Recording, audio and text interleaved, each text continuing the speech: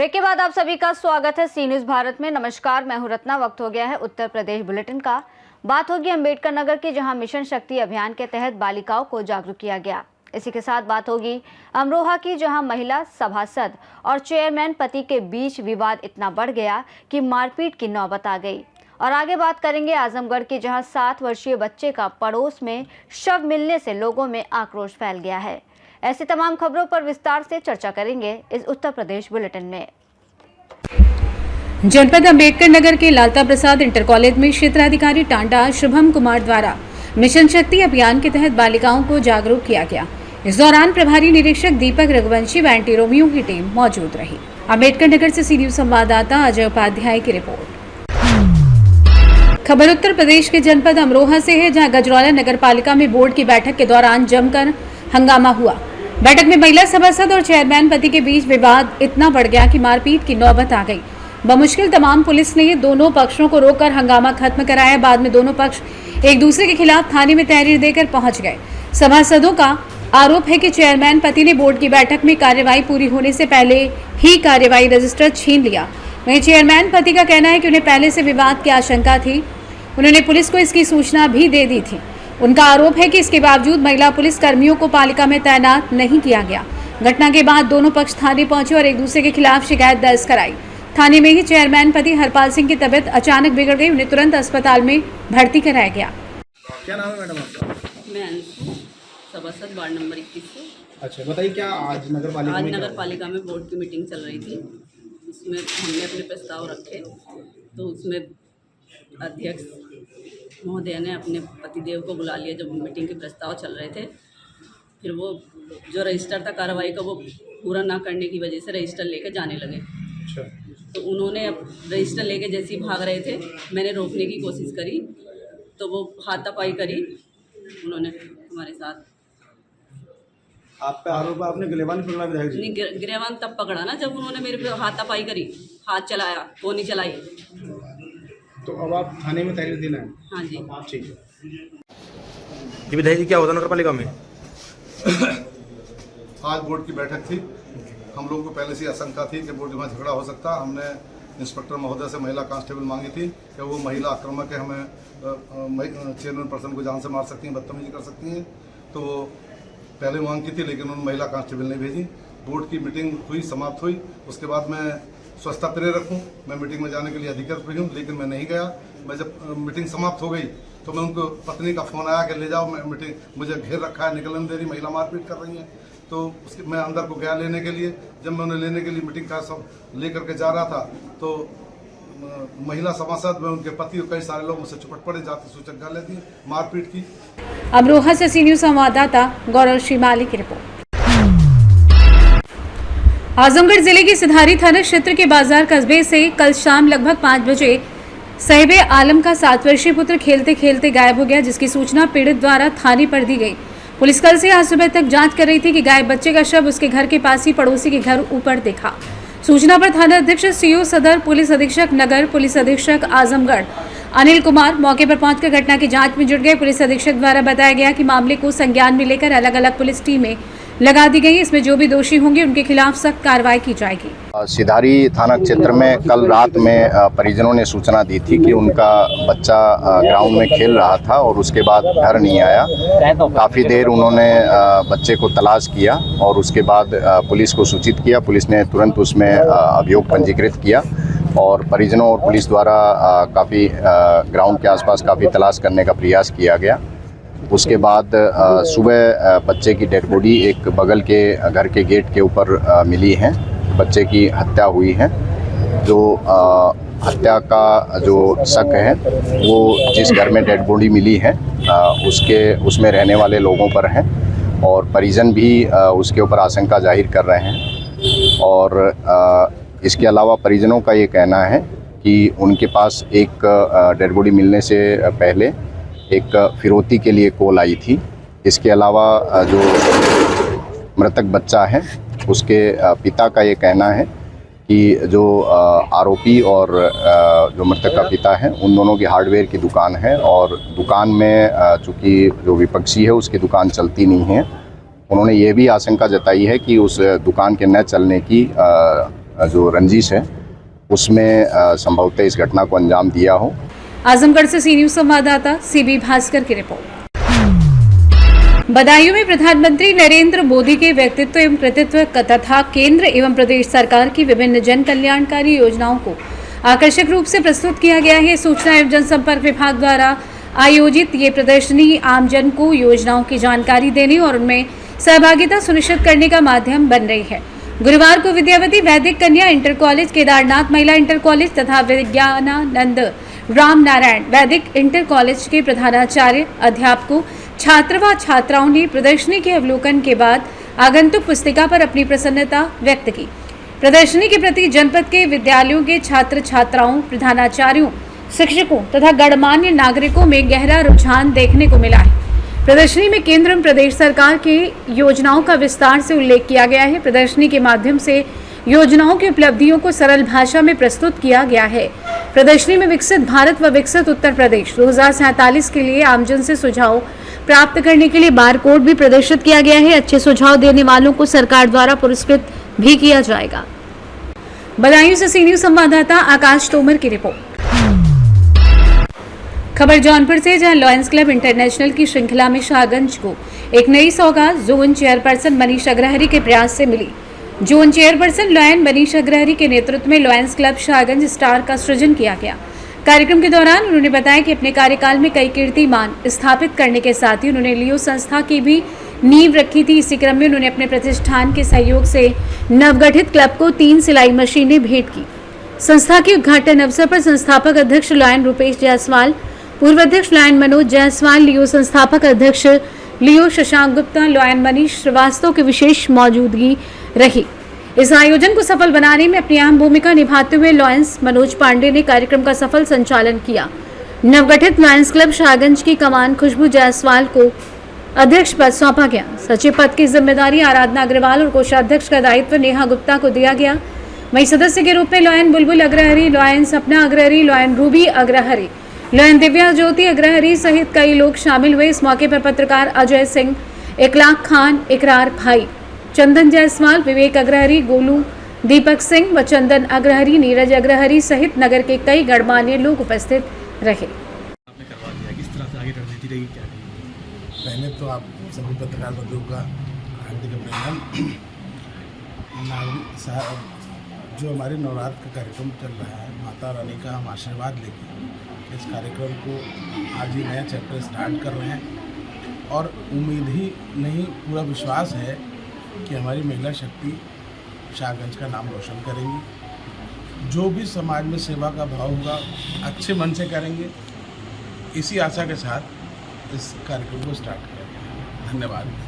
क्या कैसे ले चलेंगे आप? क्या सर्वप्रथम तो आप सभी का मैं स्वागत करता हूं और मैं आज लायंस क्लब शाहगंज खुशबू के जिसकी नवरात्रि के अवसर पर नारी शक्ति को लायंस क्लब के साथ जोड़ा गया है।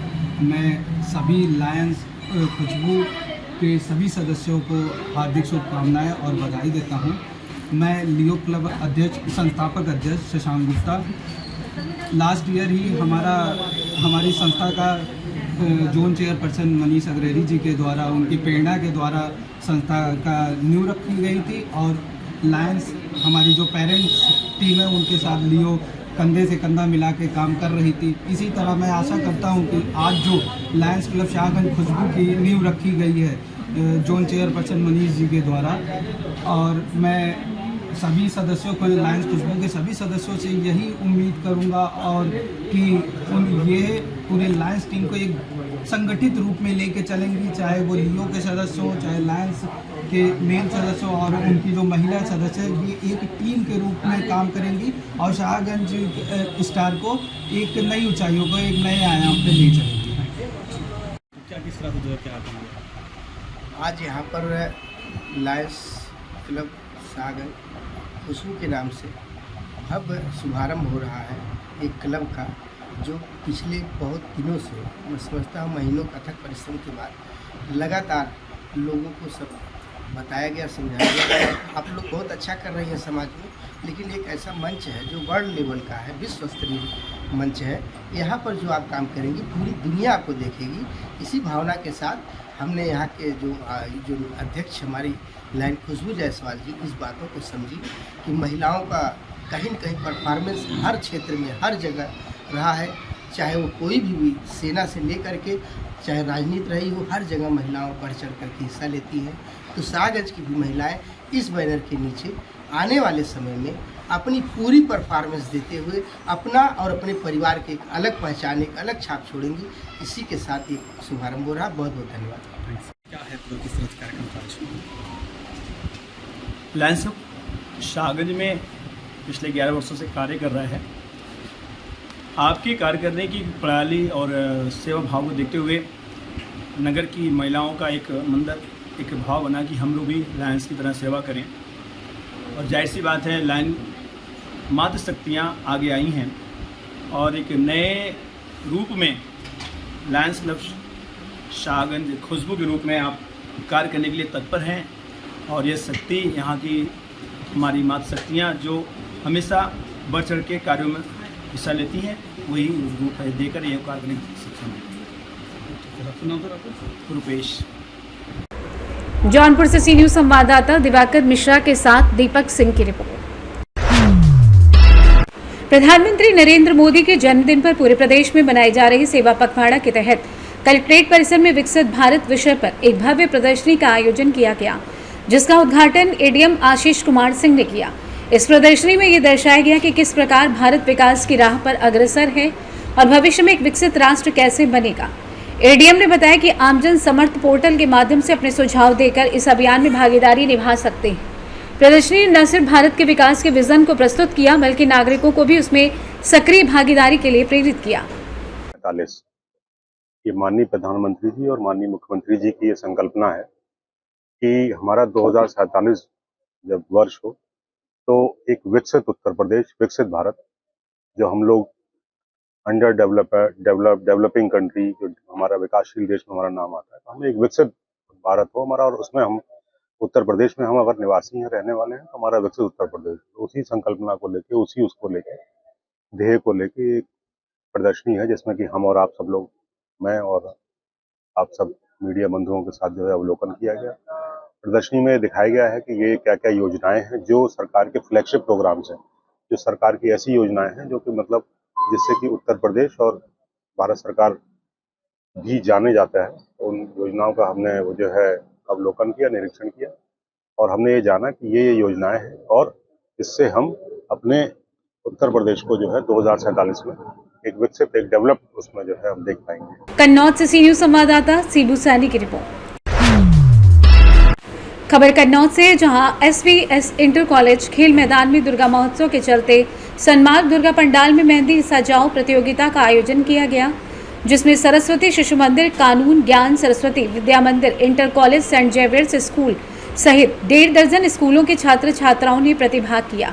पंडाल में पहुंचे यातायात क्षेत्राधिकारी प्रियंका वाजपेयी, यातायात प्रभारी रविशंकर त्रिपाठी, यातायात उप निरीक्षक आफाक खान, राम प्रताप सिंह एवं महिला पुलिस कर्मियों द्वारा प्रतियोगिता में आए छात्राओं को मिशन शक्ति फेज 5.0 के तहत जानकारी देते हुए विभिन्न हेल्पलाइन नंबरों के बारे में विस्तार से जानकारी दी गई।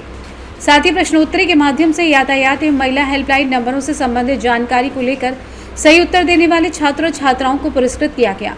मेहंदी सजाओ प्रतिभागियों को क्षेत्राधिकारी प्रियंका वाजपेयी द्वारा निरीक्षण करने के बाद प्रथम, द्वितीय एवं तृतीय स्थान दिए गए, जिन्हें सन्मार्ग कमेटी द्वारा प्रमाण पत्र प्रदान किए गए। इस अवसर पर देवेश तिवारी, अमित मिश्रा, प्रथम गुप्ता आदि लोग मौजूद रहे। आज मेहंदी रचाओ कार्यक्रम था, जिसमें लगभग 18 विद्यालयों ने जूनियर व सीनियर वर्ग से भाग लिया। कार्यक्रम होने के बाद यातायात क्षेत्राधिकारी डॉक्टर प्रियंका वाजपेयी, यातायात प्रभारी रविशंकर त्रिपाठी और उप निरीक्षक आफाक खान ने बच्चों को यातायात नियमों के बारे में जानकारी दी तथा उनके सुविधानुसार यातायात करने के उपाय बताए। इसके उपरांत मिशन शक्ति कार्यक्रम के अंतर्गत महिला पुलिस कर्मियों द्वारा बच्चियों को काफ़ी जानकारियाँ दी गई। कन्नौज से सी न्यूज संवाददाता सीबू सानी की रिपोर्ट। खबर ललितपुर से, जहां जिलाधिकारी के निर्देशों के क्रम में नारी शक्ति फेज 5 अभियान के अंतर्गत महिलाओं के सम्मान और सशक्तिकरण को बढ़ावा देने के लिए तहसील महरौनी में विशेष कार्यक्रम आयोजित किया गया। इस अवसर पर उप जिलाधिकारी रजनीश कुमार द्वारा राजकीय बालिका इंटर कॉलेज की मेधावी छात्रा रोशनी को एक दिन का उप जिलाधिकारी बनाया गया। वहीं नैन्सी को एक दिन का तहसीलदार बनने का अवसर दिया गया। छात्राओं ने तहसील कार्यालय में बैठकर जन सुनवाई की, आम जनता की शिकायतों को सुना और संबंधित विभागों को आवश्यक निर्देश भी दिए। कार्यक्रम का उद्देश्य बालिकाओं में आत्मविश्वास का विकास, नेतृत्व की ओर प्रेरित करना तथा समाज में महिलाओं की भूमिका को और अधिक सशक्त बनाना था। ललितपुर महरौनी से सी न्यूज संवाददाता ऋषि तिवारी की रिपोर्ट। शंकरगढ़ थाना क्षेत्र के फूलतारा गांव में घटित हत्या की सनसनीखेज वारदात का पुलिस ने खुलासा कर दिया है। पुलिस ने मृतक की पत्नी और उसके प्रेमी को गिरफ्तार कर घटना में प्रयुक्त आला कत्ल, कपड़े और पत्थर के टुकड़े बरामद कर लिए हैं। मृतक रवि उर्फ सोनू सिंह की पत्नी संध्या सिंह का प्रेम प्रसंग गांव के ही युवक विकास से चल रहा था। पति को इनके रिश्ते की जानकारी दी गई थी। इस वजह से पति पत्नी के बीच विवाद बढ़ गया और रवि अपनी पत्नी को लगातार प्रताड़ित करने लगा। संध्या अपने पति से छुटकारा चाहती थी। 19 सितंबर की शाम जब रवि खेत पर अपने लेबर को खाना देने गया तो संध्या ने फोन कर विकास को सूचना दी। सूचना मिलते ही विकास खंती लेकर खेत की ओर पहुंचा और रास्ते में ही रवि पर खंती से ताबड़तोड़ वार कर दिया। हमले से रवि की मौके पर ही मौत हो गई। पुलिस की जांच में संध्या और विकास की भूमिका संदिग्ध पाई गई है। 24 सितंबर को पुलिस ने दोनों को नारीबारी से खीरी जाने वाले मार्ग पर टोंस नदी पुल के पास से गिरफ्तार किया है। प्रयागराज से सी न्यूज संवाददाता जाबिर की रिपोर्ट। फिलहाल इस बुलेटिन में बस इतना ही। देश और दुनिया की तमाम बड़ी खबरों के लिए आप देखते रहिए सी न्यूज भारत।